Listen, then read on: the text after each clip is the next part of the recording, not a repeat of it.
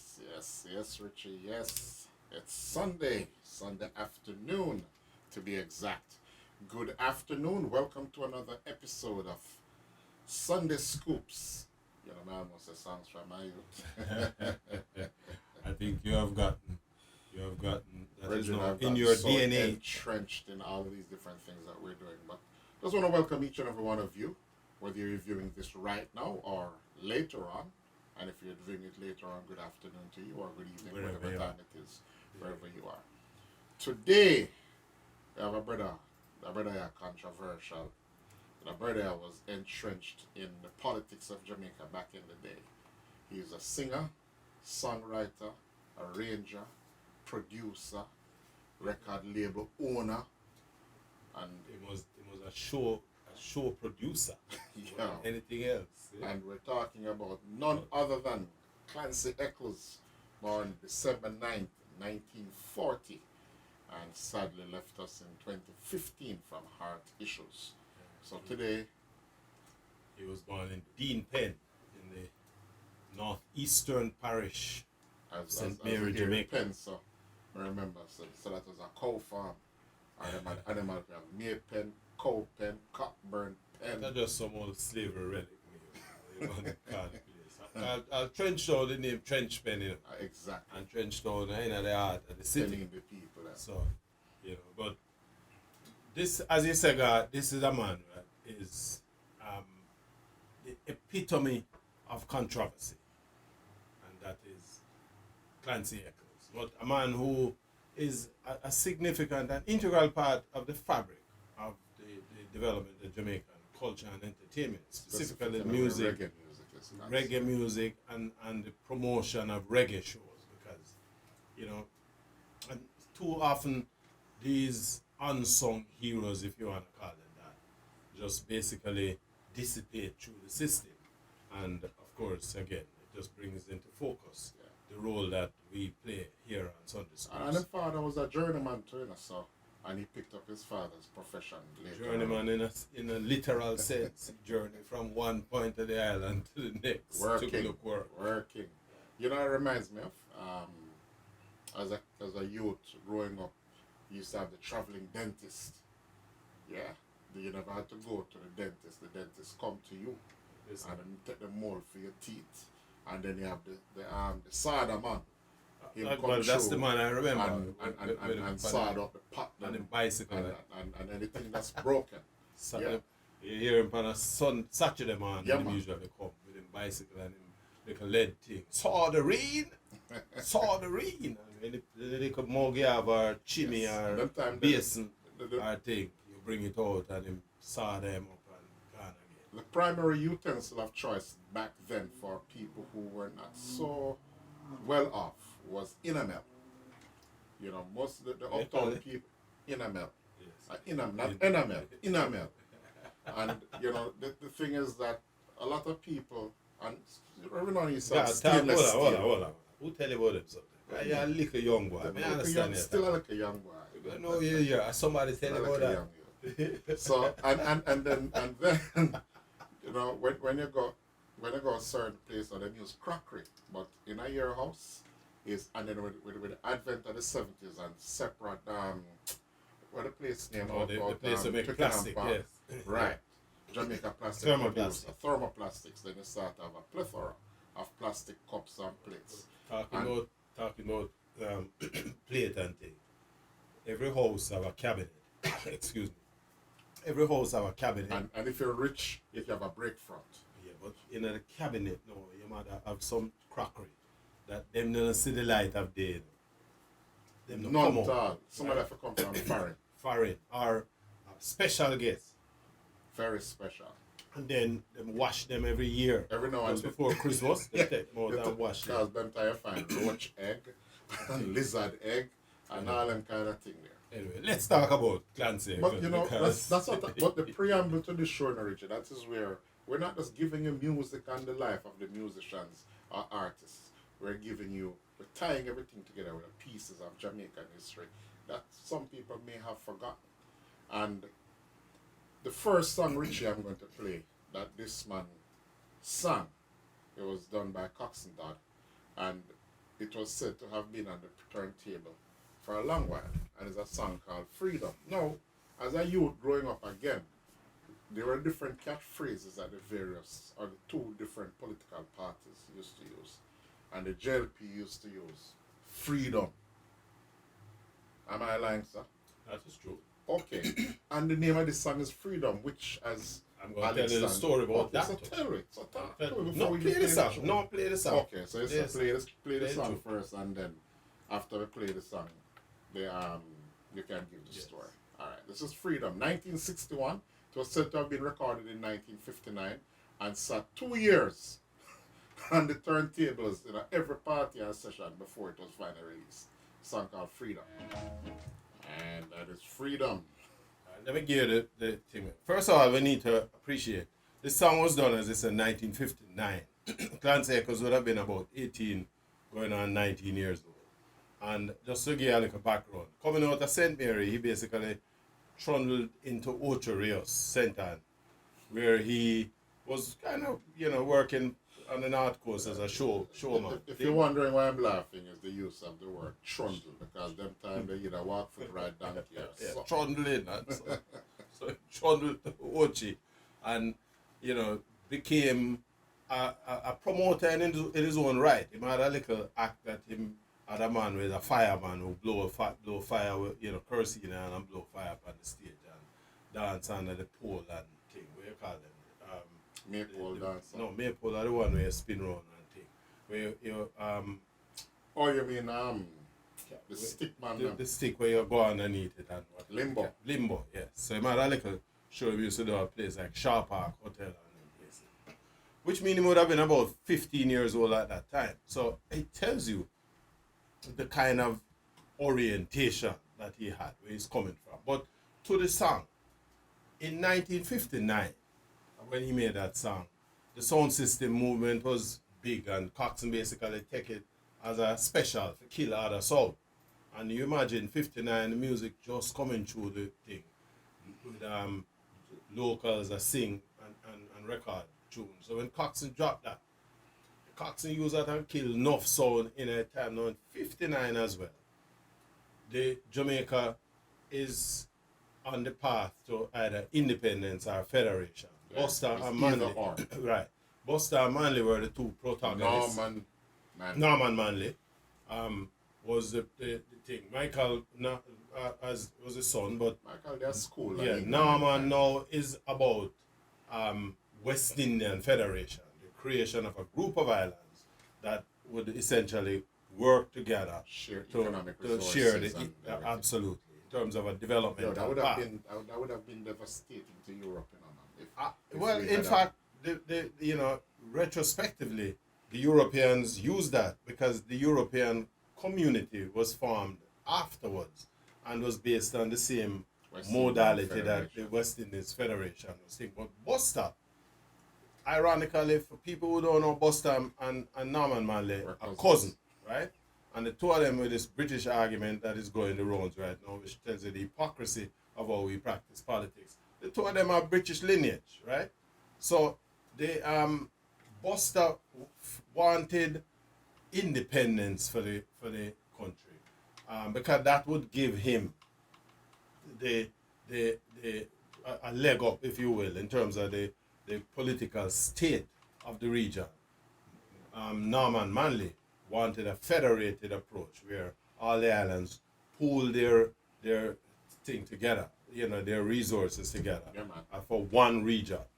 Buster, take the song, go back to the lyrics where you talk about freedom. Buster was not as dunce as people tend to want to project No, him, that was Hugh Shearer. right? No, we're not going down the road, right? But Buster saw an opportunity, recognized that Jamaicans were not the sharpest as a population educationally. Okay, because right? The preamble to that now would be, before independence, we were 80% illiterate. Right, and so Buster played on this thing and sold the idea that this connection to the rest of the islands in the region was been just like a ball and chain. It's as if you are enslaving yourself to these other islands who as a collective, determines your fate. And if you're just about 100 years out of slavery, well, 1960, yeah, there you go. So you are looking at a situation. So Buster basically used the song, he hijacked the song without Clancy Eccles' permission, and used it as a campaign song for the anti-federation movement, right? And so when if the country eventually put the federation debate to a referendum, they aided and abetted by these lyrics. Remember the song I talk about I don't want to be a slave. yeah, And them skip want freedom. over my grave, Them jump away from the Africa thing because Clancy Eccles was talking about the repatriation thing. He's a going back Pan-Africanist, and he also was a budding Rastaman. And heavily influenced by the Marcus Garvey teachings. Plus, he has a deep revivalist absolutely. I think his again, parents come out one of his uncles, right? And he said that was one of the things that influenced him. Yeah. In terms of learning to sing or getting to sing. So Buster, this was the first time in the history of the music in Jamaica and politics that a political party take a man's song without his permission, use it for run a political campaign, right? And it basically opened that door, which we have discussed on this program numerous times, where political organizations did the same thing. But this was the very first time that this was done, and of course, Buster was successful. The thing went to the referendum, and Jamaicans voted against federation, right? As far where I sit, as far as the federation, I believe that no one of us is greater than all of us, right? I believe in a united approach. I believe in a principle of working together, take all of our strengths. Me alone couldn't build this thing. You alone couldn't do this either, but all of us together. And also the fact that 90% of the Caribbean was colonized by the British. And so therefore a West Indian Federation, not that we're advocating or we're just giving you some information. It would have helped. I mean, Trinidad with its pitch lake and oil, Guyana with its gold, as much as they have to really go deep in the forestry for that, and its bauxite. Jamaica with its agriculture and bauxite, and all the other various spices and different things that the different islands produce. If we had a common economic venture, free travel across all the states, you will be surprised how much the islands would have been. Unfortunately, we dropped that ball, and the rest, as they say, is history. But this is a man now, Rich, as I say. He lived around in Ocho Rios, and he promoted himself as a fire dancer. Fire dancer. And a limbo thing. Yes, I think yes. so. But the importance of that, though, is that he had this propensity towards, exhibiting, taking talent, finding talent, putting talent shows together there. Right. And so in time, when the Ocho Rios, because this was tourism kind of quietly opening up, most of those hotels would have been, privately owned by, with rich people. And again, another little nugget, if you don't know, the tourist industry in Jamaica started out in Portland with a banana boat. You have the boat come empty, so bring people from England, and then it go back to England with bananas and also stowaways.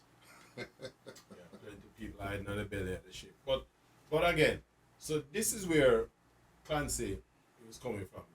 In time, he found himself in Kingston, and Coxon would have been running the talent shows again, which was a feature of the period, where you had what my boy named Veer John's thing, and other promoters were doing the same thing, copying up, because Veer John started this in the late 30s, but Coxon used this to identify talent, and of course, there was a particular stage show that they did. I think it was at the Carrot, where there were some 60 odd participants on this talent show.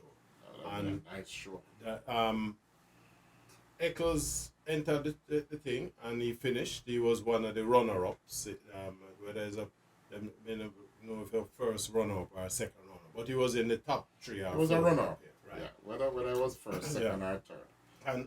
And so coming out of that particular talent show, that is how the song Freedom came, because And he did another Coxsone, one too, Richard. yes, I live and I love.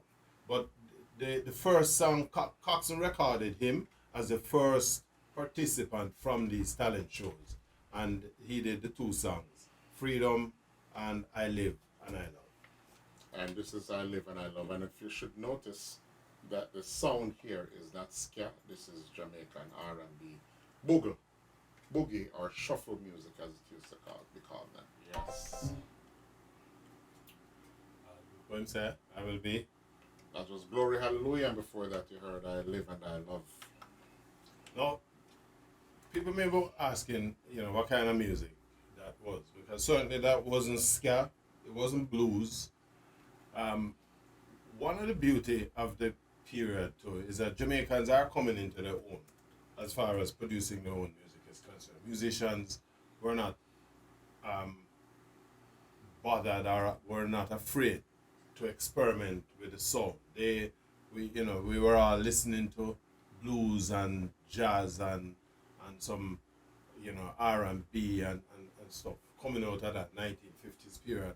And the musicians at the time, taking that North American influence, and basically infused the Jamaican style of playing, right? So slow down the beat a little bit. And that's where we get the term that there's a shuffle beat, because it's slower than R&B. It's a little more up tempo than some types of jazz. Right. But while the music, the chords, etc., were contemporary, the approach was local. And then by the time you overlay that with the local vocals, right, where Jamaican artists and Clancy Eccles epitomized that. Here is a man who wasn't afraid to infuse experiential lyrics. In other words, talk about love the pretty girl and fall in love with flowers and all that. It was basic commentary on what was happening at the time. Social commentary. That's basically what it is. Are you in?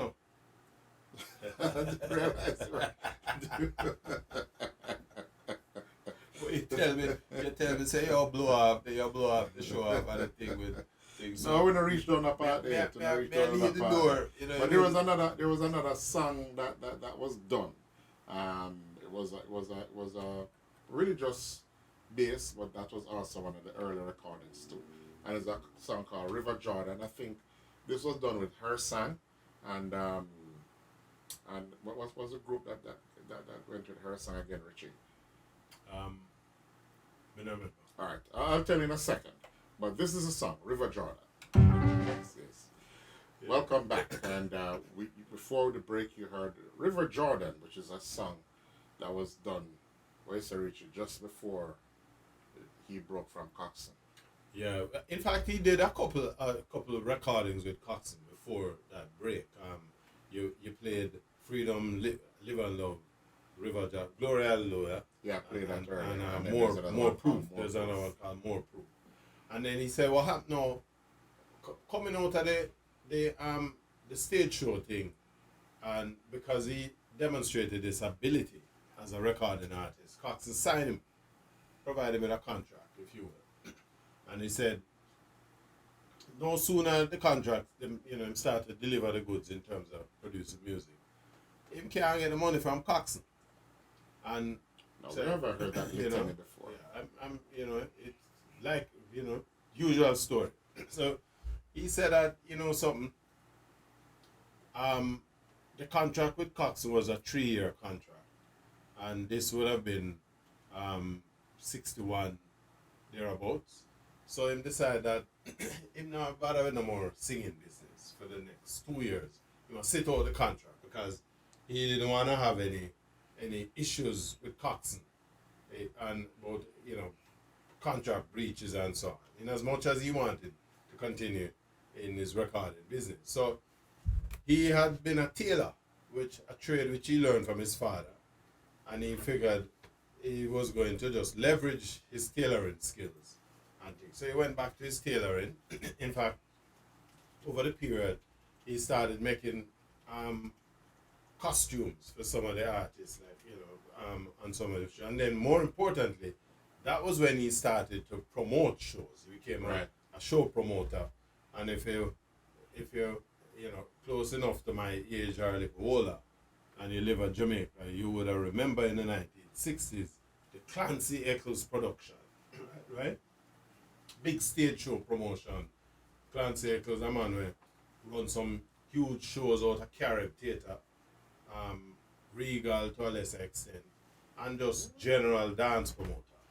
And he basically turned that business into something that became, you remember, well, you don't know, you're a young boy, you would know that. Christmas morning concert at Carib Theatre. No, I'm not a young boy. Them time them a countryman. I'm not about Kingston. You born here, by the way, 1962. No, I'm never born here. I was on the way. I was swimming around in a dark global area. But this is where Clancy went into the show promotion thing. And, Kingston entertainment life. This man became the centerpiece of this. And then, in addition to that, he was, managing artists as well. Right. And I mean, by that time, he was working with the likes of Joe Higgs and Clarendonians and Clarendonians and this young lady called Cynthia Richards and King Stitt and Andy Cap. So he was right there with the Fabulous Flames. He was rubbing shoulder with the top of artists in Kingston at the time. Stranger Cole and all them people passed through it. But whether it was a case of him managing them or he was producing work for them, or writing songs. Or writing songs. But this is where he kind of dug in. And so towards the end of the period when the contract with Coxsone, time run out on the contract, he then come back to Kingston with a vengeance. Yes, and vengeance it was. Because we're now talking about the entry point. Mid to just about rocksteady. Rocksteady morphing into reggae music. And this is where Clancy Eccles dropped the hammer on the people there. And there's a song that he did, and he also did a dub to that song, so to speak, which kind of started. And you're one of the persons we used to work closely with too was Bunny Lee and Lee Scratch Perry. And before you do that, God, because just to provide a little bit more information, because some of he had some shows that are worthy of mention. The Battle of the Stars, for example. Of course, he was the one he helped organize concert that helped launch the careers of the Clarendonians. He did the same for the Wailers in 1964 and 1965, and then he had this talent search contest where he promoted a show called Battle of the Stars, right? Then there was a Clancy Eccles review, and of course, him producing artists was able now to put all of these artists together as artists under his own management. And he started a label called Clan Disc. Right, and then he had what you call the Independent Review, Reggae Soul Review, a review thing, And because back then that was a buzzword. Right, and then it was a review him spelled R-E-V-U-E. He also helped discover people like Barrington Levy and Culture, who Culture, a group that this is dominant. This is the early to mid 70s right. that we're talking about. But so one of the first songs that hit for him that he produced was a song that was sung by Eric Montemorris but produced and arranged by him, and it's a song called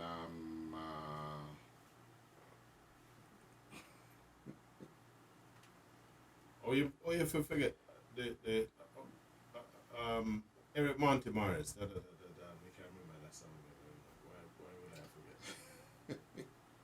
Throw me in a curveball at party. Eric Monty Morris. Say what you're saying, Bridget. Say what you're saying. And so that was Say What You're Saying, and I've just mixed in CN Express by the Clancy Eccles All-Star, Clancy All-Stars. By this time, this man had his own record label. It was Clan Disc, which he did a lot of production on.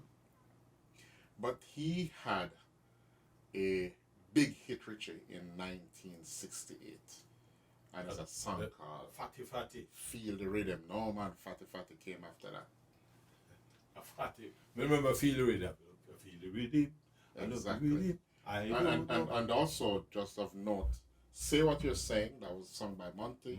Dennis Brown tune. Clancy Eccles redid it, but Dennis Brown had a huge hit with it in the 70s.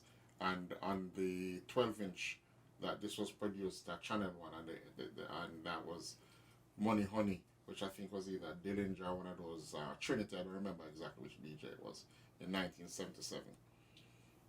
It's ironic because most people, when you hear that song, it's Dennis Brown to think about.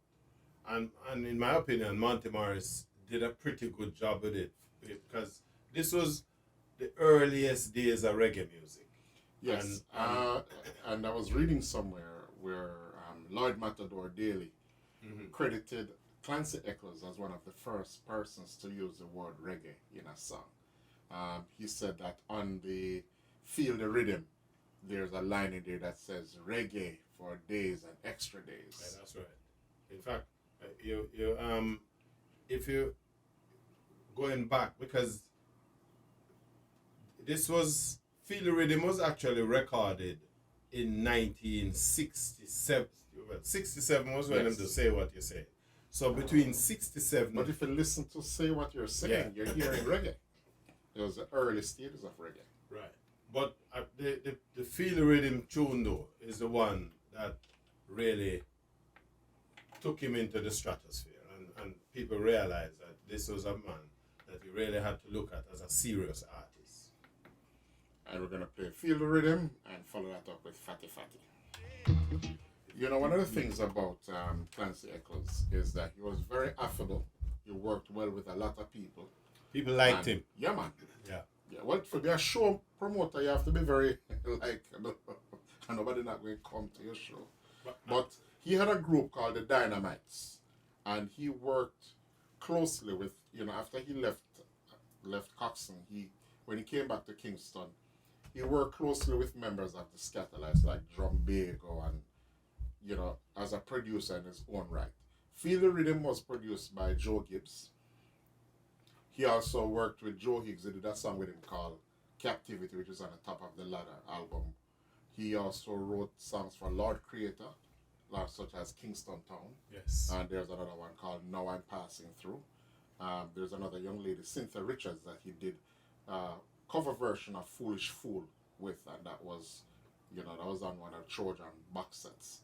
So again, we're talking about, because that again is part of the history of the music. We know about Kingston Town because UB40 lick it over, and Eric Monty Morris made a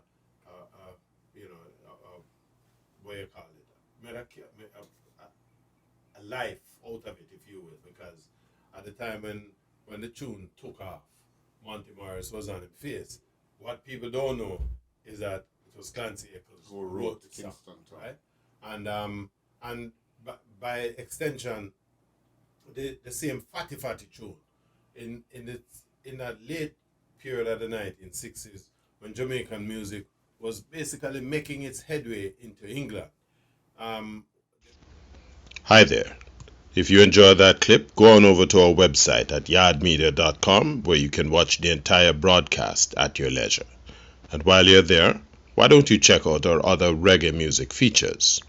And before you leave, pick up some of our Jamaican reggae merchandise, and hey, don't forget to tell your friends.